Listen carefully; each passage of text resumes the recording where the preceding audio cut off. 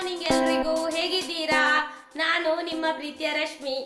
ನಿನ್ನೆ ಏನು ನಾನು ವಿಡಿಯೋ ಮಾಡಿರ್ಲಿಲ್ಲ, ಅದಕ್ಕೊಂದು ದೊಡ್ಡ ಕಥೆನೇ ಇದೆ. ಅದು ಸಾಧ್ಯವಾದ್ರೆ ಇನ್ನೊಮ್ಮೆ ಹೇಳ್ತೇನೆ. ಹಾಗಾಗಿ ಇವತ್ತು ಬೆಳಿಗ್ಗೆ ಬೆಳಿಗ್ಗೆನೆ ವ್ಲಾಗ್ ಸ್ಟಾರ್ಟ್ ಮಾಡಿದ್ದೇನೆ. ಈಗ ಬ್ರೇಕ್ಫಾಸ್ಟ್ ಎಲ್ಲ ಮುಗಿಸಿ ಇವತ್ತಿನ ವಿಡಿಯೋ ಅಪ್ಲೋಡ್ ಮಾಡಬೇಕಲ್ವಾ, ಅದಕ್ಕೋಸ್ಕರ ಸ್ವಲ್ಪ ಕ್ಯಾಮ್ರಾದ ಮುಂದೆ ಬಂದಿದ್ದೇನೆ. ಬ್ರೇಕ್ಫಾಸ್ಟ್ಗೆ ನೀರು ದೋಸೆ ಒಂದು ಮಾಡಿದ್ದೆ. ನೀರು ದೋಸೆ ಅಂತ ಕೂಡಲೇ ವಿಡಿಯೋ ಆಫ್ ಮಾಡಿ ಹೋಗಬೇಡಿ, ಇದೊಂದು ಹೆಲ್ದಿ ಮತ್ತು ಸ್ಪೆಷಲ್ ನೀರು ದೋಸೆ. ಒಮ್ಮೆ ನೀವು ಕೂಡ ಟ್ರೈ ಮಾಡಿ. ಹಾಗೆ ವಿಡಿಯೋ ನೆಕ್ಸ್ಟ್ ನೀರು ದೋಸೆ ವಿಡಿಯೋ ಹಾಕ್ತೇನೆ ನೋಡಿ. ಅದಕ್ಕಿಂತ ಮೊದಲು ಸ್ವಲ್ಪ ಮಾತಾಡಿ ಹೋಗ್ತೇನೆ. ಇನ್ನೇನಂದ್ರೆ ಇವತ್ತು ಸಂಡೇ, ಬೆಳಿಗ್ಗೆದು ಬ್ರೇಕ್ಫಾಸ್ಟ್ ತನಕ ವಿಡಿಯೋ ಮಾಡಿದ್ದೇನೆ, ಅದನ್ನೀಗ ಅಪ್ಲೋಡ್ ಮಾಡ್ತೇನೆ. ನಂತರ ಇವತ್ತೊಂದು ಸ್ಪೆಷಲ್ ಉಂಟು. ನಮ್ಮನೆಗೆ ಯಾರೆಲ್ಲ ಬಂದಿದ್ದಾರೆ ಇವತ್ತು ನನಗೆ ತುಂಬ ಖುಷಿ ಕೂಡ ಉಂಟು. ಯೂಟ್ಯೂಬ್ ಸ್ಟಾರ್ಟ್ ಮಾಡಿದ್ನಿಂದ ಅವರು ಬಂದಿರಲಿಲ್ಲ ಇಲ್ಲಿಗೆ, ಹಾಗೆ ನಿಮಗೆ ತೋರಿಸ್ಲಿಕ್ಕೆ ಕೂಡ ಆಗಲಿಲ್ಲ. ಸಾಧ್ಯವಾದರೆ ಇವತ್ತಿನ ವಿಡಿಯೋದಲ್ಲಿ ಅವರನ್ನು ಹಾಕ್ತೇನೆ, ಕಾಯ್ತಾ ಇರಿ. ಯಾರು ಬಂದಿದ್ದಾರೆ, ಏನೆಲ್ಲ ಅಡಿಗೆ ಮಾಡಿದ್ದೇನೆ ಅಂತ ನೆಕ್ಸ್ಟಿನ ವ್ಲಾಗಲ್ಲಿ ಅಂದರೆ ನಾಳೆಯ ವ್ಲಾಗಲ್ಲಿ ಬರ್ತದೆ. ಹಾಗೆ ಸ್ವಲ್ಪ ನನ್ನ ಬಗ್ಗೆ ಮಾತಾಡ್ತೇನೆ ನನ್ನ ಬಗ್ಗೆ. ಓಕೆ, ಇವತ್ತು ಈ ನೀರು ದೋಸೆ ಬ್ರೇಕ್ಫಾಸ್ಟ್ ನೋಡಿ. ಇಲ್ಲಿ ನಾನು 2.5 ಕಪ್ಪಷ್ಟು ಅಕ್ಕಿ ನಿನ್ನೆ ರಾತ್ರಿ ನೆನೆ ಹಾಕಲಿಕ್ಕೆ ಇಟ್ಟಿದ್ದೇನೆ. ಈಗ ಇದನ್ನು ಗ್ರೈಂಡ್ ಮಾಡಲಿಕ್ಕೆ ಸ್ವಲ್ಪ ತೆಂಗಿನಕಾಯಿ, ಸ್ವಲ್ಪ ಕೊತ್ತಂಬರಿ ಸೊಪ್ಪು, 2 ಕಾಯಿ ಮೆಣಸು, ಉಪ್ಪು ಹಾಕಿ ಗ್ರೈಂಡ್ ಮಾಡ್ತಾ ಇದ್ದೇನೆ.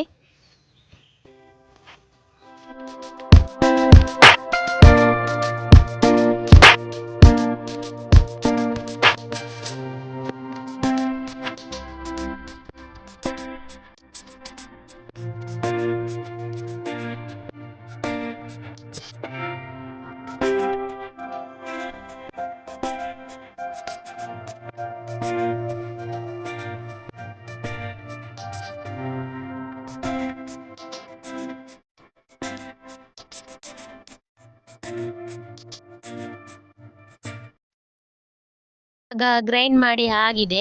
ಇನ್ನು ಕನ್ಸಿಸ್ಟೆನ್ಸಿ ಎಷ್ಟು ಬೇಕು ನಮಗೆ, ನೀರು ದೋಸೆ ಆದರೆ ತೆಳು ಮಾಡಿದರೆ ಆಯಿತು ಹಿಟ್ಟು. ಸ್ವಲ್ಪ ದಪ್ಪ ಬೇಕು ಅಂತಿದ್ದರೆ ಸ್ವಲ್ಪ ದಪ್ಪ ಕೂಡ ಇಡ್ಬೋದು. ನಾನಿಲ್ಲಿ ನೀರು ದೋಸೆ ಮಾಡ್ತೇನೆ ತುಂಬ ತೆಳುವಾಗಿ, ಅದಕ್ಕೋಸ್ಕರ ನೀರು ಸ್ವಲ್ಪ ಜಾಸ್ತಿ ಆ್ಯಡ್ ಮಾಡ್ತಾ ಇದ್ದೇನೆ. ಒಂದೇ ರೀತಿ ಫುಡ್ ತಿನ್ನಬಾರ್ದು ಅಲ್ವಾ, ದಿನಾ ನೀರು ದೋಸೆ ಮಾಡಿದರೂ ದಿನಕ್ಕೊಂಥರ ಮಾಡಬೇಕು, ಇದು ನನ್ನ ಪಾಲಿಸಿ. ಏನಂತೀರಾ? ಅದಕ್ಕೋಸ್ಕರ ನಾನು ಏನಾದರೂ ಹೀಗೆ ಮಾಡ್ತಾ ಇರ್ತೇನೆ. ಸೊ ನಿಮಗೂ ಖುಷಿಯಾಗ್ಬೋದು, ಇಷ್ಟವಾಗ್ಬೋದು, ನೀವು ಟ್ರೈ ಮಾಡ್ಬೋದು ಅಂತ ನಿಮ್ಮ ಜೊತೆ ಶೇರ್ ಮಾಡ್ತಾ ಇದ್ದೇನೆ ಅಷ್ಟೇ. ನಾನಿಲ್ಲಿ ನೀರು ದೋಸೆಯನ್ನು ಐರನ್ ತವಾದಲ್ಲೇ ಮಾಡೋದು, ನೀವು ಮೊದಲಿನ ವೀಡಿಯೋದಲ್ಲೂ ನೋಡಿರ್ಬೋದು. ನೀವು ಬೇಕಾದರೆ ನಾನ್ ಸ್ಟಿಕ್ಕಲ್ಲಿ ಮಾಡಿ, ನಾನ್ ಸ್ಟಿಕ್ಕಲ್ಲಿ ಇನ್ನೂ ಈಸಿಯಾಗಿ ಆಗ್ತದೆ. ನನ್ನದಿದು ತವ ಸ್ವಲ್ಪ ಹೊಸತು ಅಂತ ಹೇಳಿದ್ದೆ, ಸ್ವಲ್ಪ ಎದ್ದೇಳಲಿಕ್ಕೆ ಕಷ್ಟ ದೋಸೆ. ಎದ್ದೇಳಲಿಕ್ಕೆ ಸ್ವಲ್ಪ ಕಷ್ಟ ಆದರೂ ಟೇಸ್ಟಿ ಇರ್ತದೆ. ಆನಂತರ ಸ್ವಲ್ಪ ನಾರು ಟೈಪಲ್ಲಿ ದೋಸೆ ಬರ್ತದೆ, ಹೆಲ್ತಿಗೂ ಒಳ್ಳೆಯದು, ಐರನ್ ಅಂಶ ಕೂಡ ಸಿಗ್ತದೆ. ಹಾಗಾಗಿ ನಾನು ಇದರಲ್ಲೇ ದೋಸೆ ಮಾಡೋದು. ಇಲ್ಲಿ ದೋಸೆ ಮಾಡಿದ ಕೂಡಲೇ ಬಿಸಿ ಬಿಸಿನೇ ಒಂದರ ಮೇಲೆ ಒಂದು ಹಾಕುವುದಿಲ್ಲ, ತೆಗೆದು ಒಂದು ಬೇರೆ ಪ್ಲೇಟಲ್ಲಿ ಹಾಕಿ ತಣ್ಣಗಾದ ನಂತರ ಎಲ್ಲ ಒಟ್ಟಿಗೆ ಹಾಕ್ತೇನೆ. ನೀವು ನೋಡಿ ಮುಂದೆ.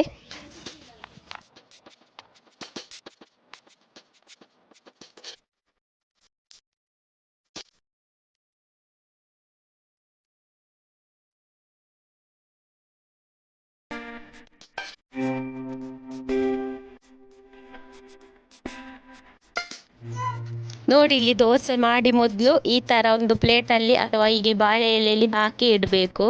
ಯಾವ ದೋಸೆ ಅಂದರೆ ಯಾವುದು ನೀರು ದೋಸೆ ಮಾಡಿದರೂ ಹೀಗೇ ಮಾಡಬೇಕು, ಇಲ್ಲದ್ರೆ ಒಂದಕ್ಕೊಂದು ಅಂಟುತ್ತದೆ.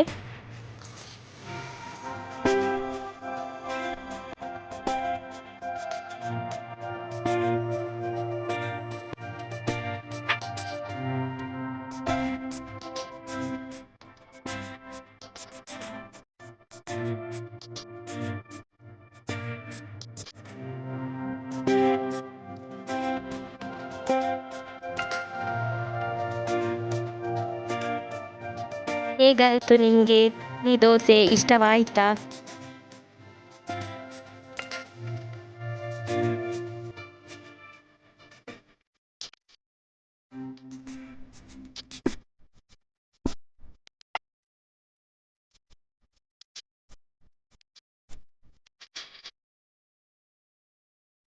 ಇವತ್ತಿನ ನನ್ನ ಈ ನೀರು ದೋಸೆ ಬೆಳ್ಳುಳ್ಳಿ ಚಟ್ನಿ ರೆಸಿಪಿ ನಿಮಗೆ ಒಂದು ಲೈಕ್ ಕೊಡಿ ಹಾಗೂ ಕಮೆಂಟ್ ಮಾಡಿ. ನಿಮ್ಮ ಪ್ರೀತಿ ನನಗೆ ಹೀಗೆ ಬೇಕು. ನಿಮ್ಮ ಪ್ರೀತಿಯಿಂದಲೇ ನಾನು ಇಷ್ಟೊಂದು ವಿಡಿಯೋ ಮಾಡಲಿಕ್ಕೆ ಸಾಧ್ಯವಾಗ್ತಿರೋದು. ಇಷ್ಟು ಹೇಳ್ತಾ ಇವತ್ತಿನ ಈ ವಿಡಿಯೋವನ್ನು ಇಲ್ಲಿಗೆ ಕೊನೆ ಮಾಡ್ತಿದ್ದೇನೆ.